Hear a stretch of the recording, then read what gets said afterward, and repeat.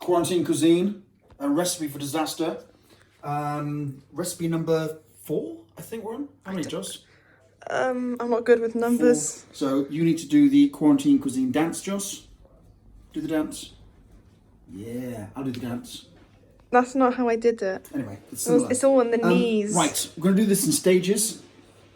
Today, we're going to do chili con carne. How to cook once and eat for the next 4 days, basically. So I'm going to do chili con carne, a great way to get a ton of vegetables and healthy spices into you, as well as protein from the meat. This is the raw ingredients thing. So come this way. First, we have beans. So we've got mixed beans here and some chickpeas in there as well, because that's what we had. Then we've got a tin of beans, just regular beans in a tomato sauce, baked beans, 2 tins of tomatoes. And then we have chopped peppers, onions, celery, carrot, garlic. I had an aubergine in the fridge, so why not? Here's some beef fat to cook it all in. We've got the beef mince here, which tends to be how we do it in the UK. I really like the proper kind of Mexican method of using actual lumps of meat. So you'd use actual beef for that, but that's what we got. And here is the spices, because it's all about the spices. We have cinnamon, cumin powder. This is smoked paprika. These are smoked, what are they? Oh, chipotle. This is smoked chipotle. This is ancho chilies, which is a mild chili, but it's got a smoky taste to it and it's much darker colour. We've got cumin seeds, and then we've got regular paprika powder as well. Okay, come back in a bit for the cooking part of it. Thank you very much. Like me. Filming? Yes. Excellent. Okay, so I pointed out the raw ingredients. I've cooked the beef off like for a long time to actually brown it, and the browning adds flavour, and that's what we're trying to do now. Is just try to layer in as much flavour as possible so that all the meat is browned off. In the pan I've got a little bit of the beef fat that I was cooking with, but also just the juices of the meat are cooked. Into that we are going to scrape all the vegetables. Okay, everything can just go in at the same time. So that's the garlic, the aubergine, the carrot, the celery, the onion, the pepper, or bell peppers if you're American, aubergine or eggplant, again, if you're from the colonies. And we're going to cook this down. I'm actually going to cook this for a reasonably long time, because again, I want to add a little bit of caramelization to the onions and to the carrots. The onions and carrots have got a reasonable amount of sugar in them, so when you cook them, they start to caramelize. The sugar starts to burn, basically, and it's that burn flavour that sort of makes it taste good. So rather than sort of being bland and mushy, it's going to have sort of real depth of flavour. Once that's cooked down, I'll get you to come back, and then we can start to just throw everything in, put it on a low heat and forget about it. See that? We've sweated down the vegetables and add some caramelization to it. Okay, I'll take it a little bit off the heat so you can see without the smoke and the steam. So what that's done it's reduced a lot of the water weight. And the water, well, it's water and it doesn't taste of anything.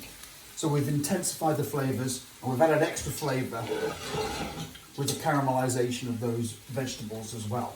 So they're going to taste really intense. Now, all we're going to do is chuck everything in together. Do you not want to fry your spices and herbs first to get the oils out? You absolutely can, actually. So let's do that, okay? Sorry, nothing worse than a backseat cook. Yeah, so this is quite a traditional Indian way of cooking it. I've gone through what the spices are as previously, but we've got cinnamon, cumin powder, smoked paprika, chilies, chipotle chilies, ancho chilies, regular paprika, and cumin seeds, which I like for the texture. All that can go in, and we don't want to burn these, because they'll have a bitter taste. So they only need 30 seconds to a minute. Oh, how does that smell? Pretty good. Pretty good. Also, just as a health and safety tip, if you use your fingers to brush chilies into your cooking, Yeah. do not then touch your face, or indeed any other parts of your body, until after you've washed your hands. Quite right.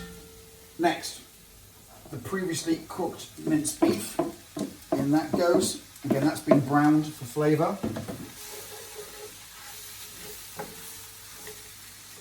Beans. Baked beans.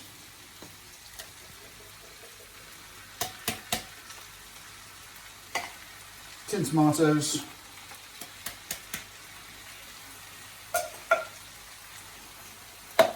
I've been adding salt to this at each level anyway. I'll add another pinch of salt. And then all that can get stirred together.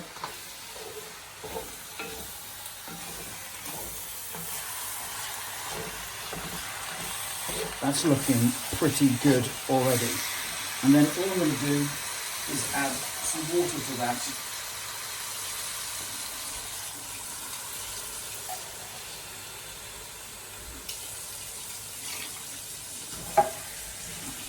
Mix it all together.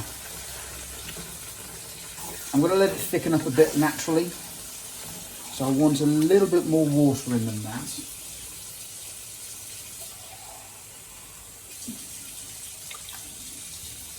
That's about right. I'm going to put the lid on. I'm going to put this on a very low heat. And chili is basically a stew, a casserole, and long and slow is best. Arguably it's almost ready to eat now, but all those flavours, they don't marry together. So a long, slow cook is for the best. Lid goes on, temperature goes down as low as it can. This is a cast iron pot, so it holds the heat really, really well once it's up to temperature.